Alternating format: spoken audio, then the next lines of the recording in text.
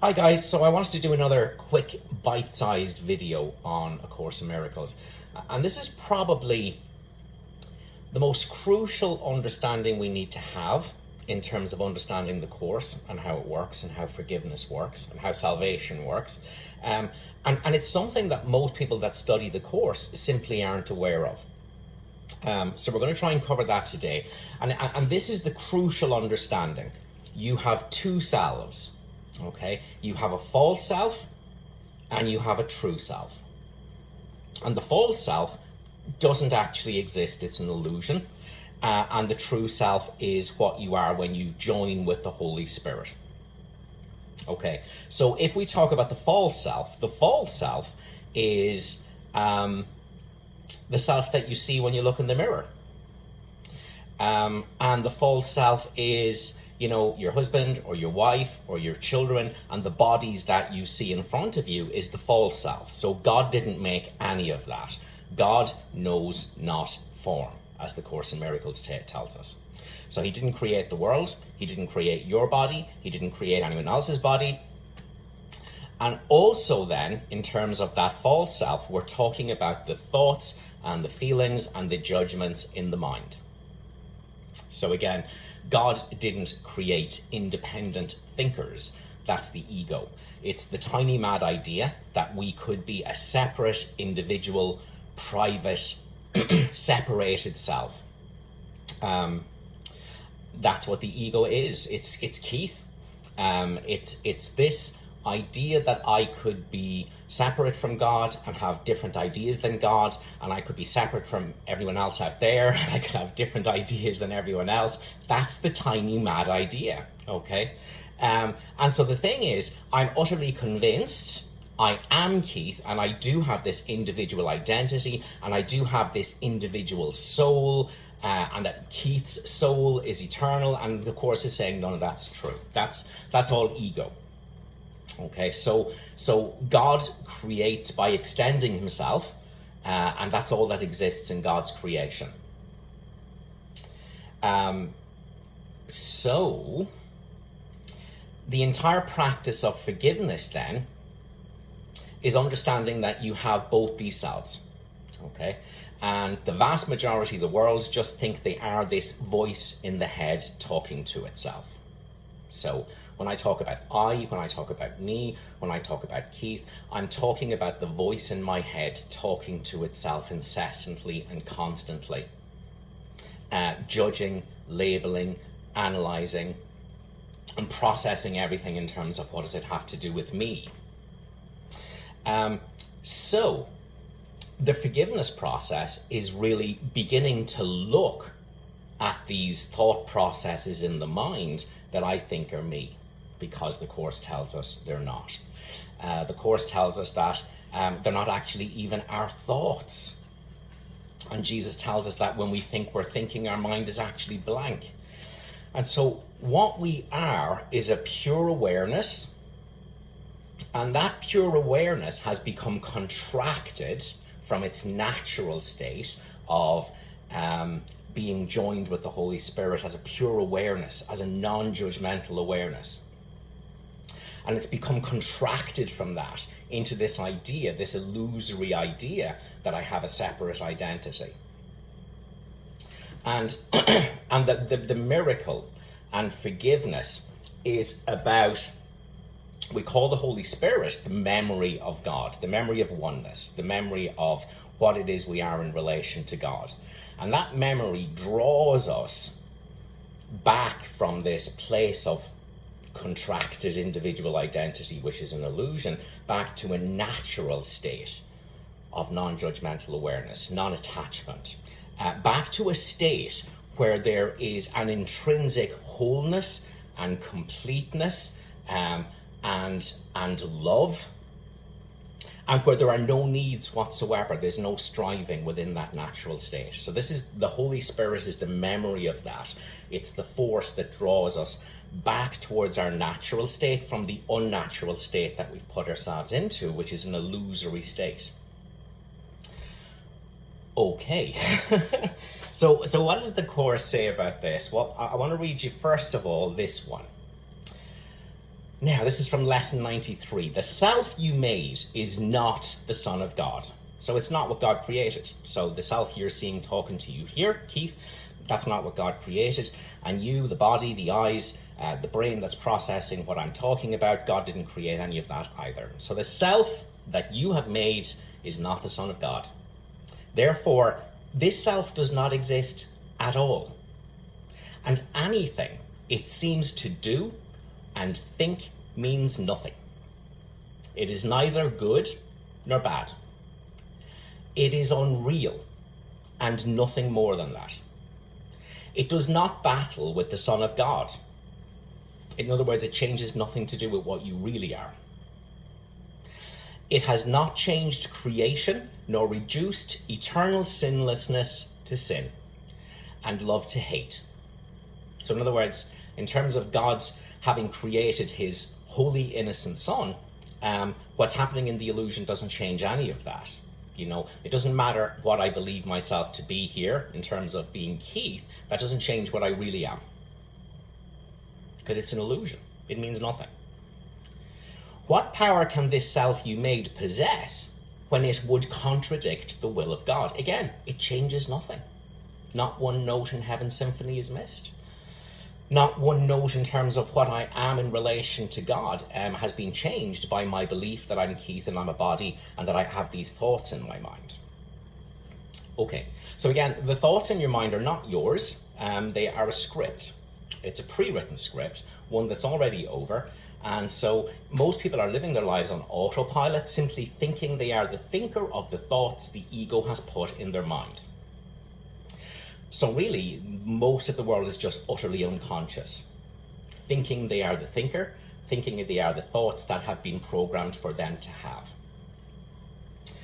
Okay, so then we want to talk about what forgiveness is, what the holy instant is. And really the holy instant is to reject identity with the thinking and the thoughts and the feelings that are going on in the mind.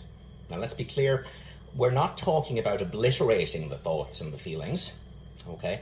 But what we are talking about is refusing to draw your sense of identity from the thoughts and thinking and feelings and sensations that are going on here. It's a stepping back from it. And that's what needs to be understood in terms of the holy instant and forgiveness. This is not a course in the positive. It is not about seeking and connecting with love. It's about disengaging with the negative so that the positive can be revealed.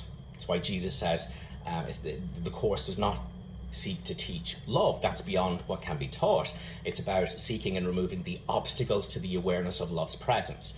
So the instant I disengage and refuse to draw my sense of identity from all the thoughts and feelings and wants and needs and everything that's going on in the mind, once I do that, love's presence is revealed. So really, all we need to do is turn our back on all the ego's interpretation of a situation, including who I am. If we turn our back on that, if we refuse it our allegiance, then automatically we're joined with the Holy Spirit. Love is revealed. Okay, so that's a crucial principle in A Course in Miracles.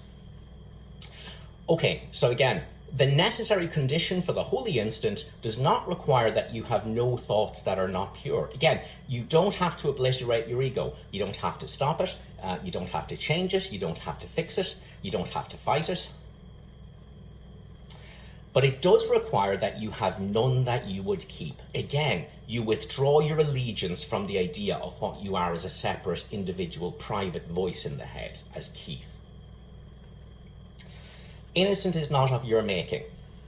It is given you the instant you would have it. In other words, the minute you withdraw your allegiance from the craziness and the insanity in the head, what you are when you're not engaged with that separateness and individual identity, Keith, is innocent, is pure, has no wants, knows God as the Holy Spirit. Okay.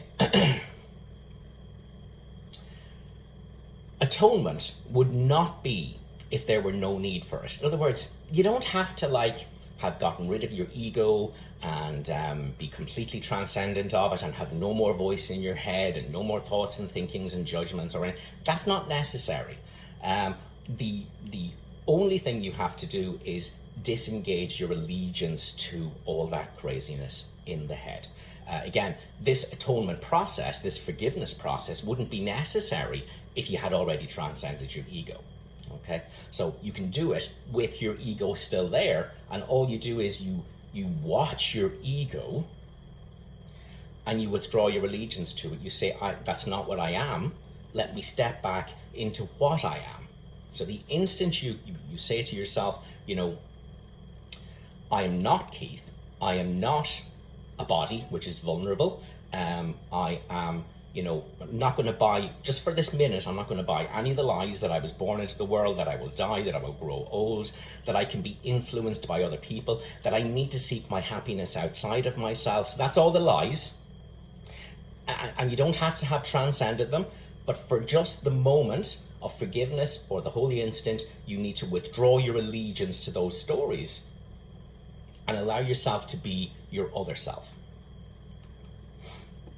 And the way you can be your other self is to look at what you're not, which is your ego, non-judgmentally. The ego cannot do anything without judgment.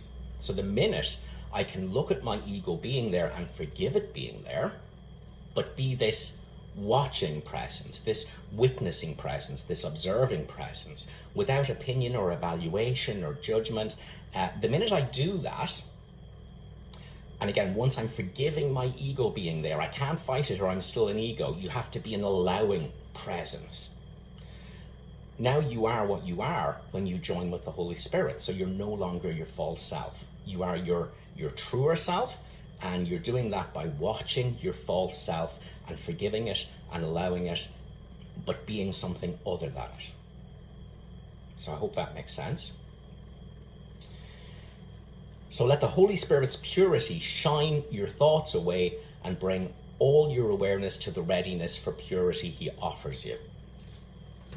Okay, so when we do a forgiveness process, I wanted to give you a quick example of what that's like. So I went for a walk the other day, and a few things that I sort of noticed on the way. So I was walking along and I seen this very severely disabled lady in a wheelchair, and I became aware of me having sympathy for that lady in the wheelchair. And then as soon as that happened, I realized I was in my wrong mind. And so what I did was, for just that moment, I stepped back from my stories about what's normal and good in life and bad in life, and me as a person and other people, and I stepped back from all of that, and I stepped back into being an awareness. So if you like, it's stepping back into an I am prior to I am this, I am that. Okay, so I step back into what I am without needs other than to be this pure awareness. So this is what it means to join with the Holy Spirit. Okay, so we step back from our individual identity and we join with the Holy Spirit, which means we merge with the Holy Spirit. We merge with Jesus, which means that we come as two into a one. So really, when we talk about joining with Jesus, we talk about becoming Jesus, okay, or becoming the Holy Spirit. That's the idea here, and feeling things as they do.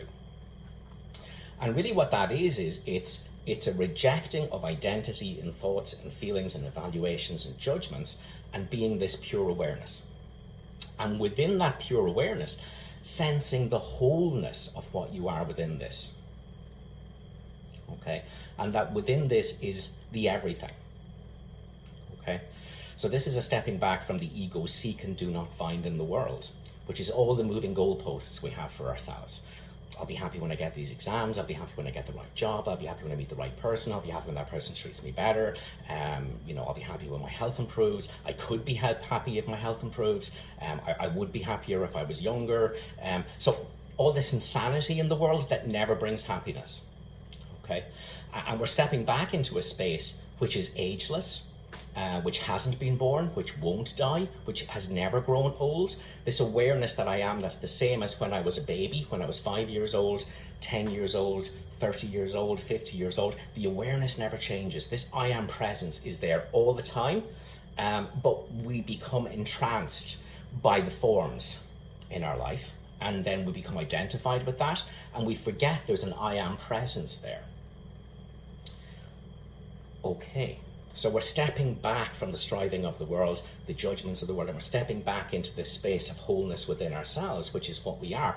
And here's where we pin our allegiance. For just this moment, we're saying, I withdraw my allegiance from the madness and the seeking and the striving and the judging and the thinking and the unhappiness and the idea that I'm a separate self, and I step back into what I am when I join with the Holy Spirit, which is this pure awareness that's whole and complete. And I stake my allegiance there. I say, this is what I am.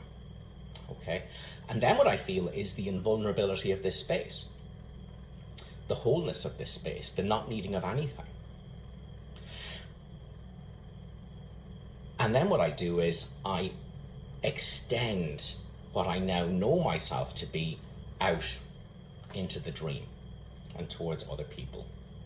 So in the case of the lazy in the wheelchair, I was stepping back from what I had been doing, which was reinforcing the idea that she was separate and different. So, I met her on the street and my mind went to sympathy for this lady. And what I was doing then was I was compounding her separateness and the reality of her being a physical being with a physical body, and that was who she was, and that she could be defined by it, and that it somehow took away the invulnerability, which is her natural inheritance as God's creation. And so I stepped back from that and stepped back into myself as not my body, not the thoughts, feelings, and judgments in my mind, and felt my wholeness as that space. No matter what my body is or isn't capable of doing, no matter what age my body is, no matter how close to death or otherwise I am, that space of who I am is always the same when I join with the Holy Spirit. So I felt that, and then I allowed myself to see that same invulnerability and wholeness and completeness within the lady in the wheelchair, regardless of what the illusion or the dream is saying about the state of a body that's not her anyway. So all I did was hold that idea of her as that completeness, because she's not her body, the same way I'm not. That's really how you do forgiveness. And so it's the same thing when you have an argument with someone. What you notice is your false self getting all riled up and ready to project its unconscious. It's like, your separate self unconsciously is just waiting for someone to screw you over, so you can get rid of your own unhappiness and emptiness and guilt out onto that person and go, you're the guilty one. You're the reason I'm unhappy. It's not because I'm choosing to be Keith by rejecting the Holy Spirit. I could be happy as Keith if it wasn't for you. Okay, but the truth is an individual self can't be happy. Guilt is there all the time. And I can't be Keith, this separate individual voice in the head, unless I have rejected the wholeness of the Holy Spirit, that awareness in terms of what I truly am. I've rejected that to be this separate thing, which has no reality, and it's full of guilt and it's full of fear. And the only thing, so it's not capable of happiness. The only thing it can do is project all of that out onto other guilty people, in order that I can continue to be separate and go, it's not my fault. I could be happy as a separate self if people were nicer or better or the world was better, and then I will never know happiness. So it's like unhappiness until you die, but at least you have people to blame. It's not my fault. And the whole course is about realizing I'm not Keith. And if I'm not Keith, and I haven't rejected God, and I haven't separated from God, and I'm still oneness with God and not with an individual identity, then there's no guilt. So when I step back into that holy instance, there is this guiltless state because I'm not separate. And that undoes all the unhappiness in the mind, which is the guilt and the judgment and the fear and the anger and bitterness and everything else that goes with individual experience. Right, in case that sounds a bit rambly, let me just try to run through that process again. What you will notice is judgment in your mind.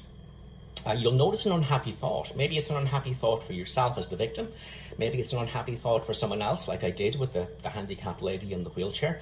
But you'll notice a judgmental and unhappy thought. And that's your trick to realize, I think I'm the voice in my head. I think I am this insane, incessant, circular voice talking to itself in the head. And so that's your trick then, to just for a moment reject all of that and step back from being the voice in your head. And you can do that by looking at it without judging it. Okay, so the way you stop, you overturn your decision to be a separate self, is that you look at it, and you look at it without judgment, because that's a guaranteed signal that you are no longer the separate self. If you can allow something to be there without arguing with it, without trying to change it, without judging it or having an opinion on it, you're simply the space for it, the allowing of it, the forgiving of it. Once you've stepped into that space, that's you not in the self that you have made anymore. You're no longer a separate identity. You couldn't be. And what you are is the decision maker outside of time and space, sitting in the cinema with Jesus. So once I can be the observer of my mind, non-judgmentally, that's the aspect of me that's not in a body and that's not in time and space. Awareness, that kind of awareness we talk about, that's outside of time and space. So what we do is we go to that space and feel its wholeness, and feel the fact that it's not defined by anything in the dream, in the world. It cannot be attacked. It cannot be born, and it cannot die, and it's already whole. It needs nothing. It needs nothing. And I connect with that space in myself, and then I become aware that space is behind the body and the personality of everyone else in the world. It's that same wholeness and completeness, God's oneness, that the Holy Spirit reminds us of. It's in everything I look at. So the first thing is I dip in and taste what I really am outside of my false beliefs about what I am. And then I extend that to others. I extend it to others by simply knowing it's in others and feeling that connect me with them in a way that's whole and complete and has no judgments or differences or anything that would keep me separate from the person that's in front of me. Now, if you're new to the course, or like me, you've been studying it for years and didn't realize that's what you're supposed to do in forgiveness, it's going to take a while for you to just get the hang of just withdrawing your full allegiance from all of the ideas that I am this voice talking to itself in the head. Again, you don't have to get rid of it, you don't have to change it, you don't have to do anything like that, but you have to take your allegiance from it and go, yes, there is a voice in my head, but I'm not that voice. I am the awareness of the voice in my head. And once you do that, and you're looking without judgment, this is you joined with the Holy Spirit or Jesus. Okay, so it's going to take a while just to get the hang of releasing all of that. Okay, just releasing your allegiance, that's all. Just for a moment, letting it all go, bringing nothing with you to your connection with the Holy Spirit. So you're just a blank slate, bringing none of the madness with you. The madness is there, you haven't got rid of it, you don't have to, but you've got to withdraw your allegiance from it for just this moment to enter into the holy instant. And once you're there then, that feeling of wholeness and love and completeness and identity and presence, that's here for us when we connect with the Holy Spirit, that's something that you're going to have to work with, okay? Because again, when I really started working on the course seriously, it wasn't like I had this, pristine sense of like love and completeness within that connection with Jesus or the Holy Spirit. That was something I forgave my way towards. It was like your mind becomes gradually purified and healed, and there's more of that sense of what I am when I don't identify all the time with the crazy voice talking to itself in my head, then very slowly this kind of alternative identity comes in like a space in the back of your mind, like the space between your thoughts, and it will have you be more peaceful. And certainly when you're working on forgiveness, where you notice yourself as this individual crazy self talking to itself and judging the world, and when you notice it, when you step back into it, there is a sense of, yeah, no, so I'm actually not vulnerable. And the idea that that took something from me, the idea that that could upset me, the idea that that could, is wrong. I step back into this, and if I remember what I am, I'm invulnerable. And then I bring that invulnerability back into the world, and I extend it to everyone as what it is they really are. So, you know, we got to think about the whole world coming to us going, you know, everything they say and do is, I believe that I'm separate. Please, for the love of God, tell me I'm wrong. Because the state of separateness is the state of suffering. Everyone is suffering, and then we distract ourselves from that by blaming other people for the fact that the world's not right and I'm not happy. But really, it's just masking the fact that I'm not happy. So nobody is happy. Anyone who believes they're a separate self is not happy, even if that's unconscious. And so everyone I meet is saying, you know, please help me. I believe I'm separate and I'm unhappy. Please show me I'm wrong. And the job of my mind as a miracle worker is to communicate to their mind, you're wrong. You're not separate. You're not a body, and you're none of the thoughts and feelings and vulnerabilities that are going on in your mind. You are something other than that. You are not that fake self, the self that you have made. What you are is something different. And if I tap into that in myself, I communicate that to their mind instead of reinforcing their separateness. So again, if I didn't do that forgiveness process, I walked by that lady in the wheelchair who was badly disabled, and all I did was confirm to her, yes, you're separate, yes, you're a body, and yes, life sucks, and there is no God. And so I just noticed my ego doing that, and I step back and go, hang on a minute, you're not your body, you're not the thoughts and feelings in your mind, you are this invulnerable space inside of you when you join with the Holy Spirit. That's who you truly are. And then I extend that recognition of what I am out to the lady in the wheelchair, and then the wheelchair disappears, the body disappears. What she is this awareness, which is independent of and never tainted by the dream of having a body or being able-bodied or disable-bodied. And that's how every forgiveness process works. You step back from the insane voice talking to itself in your head, which isn't you, it's just a program. So you step back from unconsciousness, and just for a moment you become conscious. You become the awareness that there's a voice in your head, but that you're not the voice. And that awareness is your true identity, and within it there are no needs, and nothing can ever change it or hurt it or in any kind of way whatsoever. And then you extend that recognition of what you are to everything outside of you in the dream. Okay, so I hope that makes sense in terms of a forgiveness process. Have a good day, guys.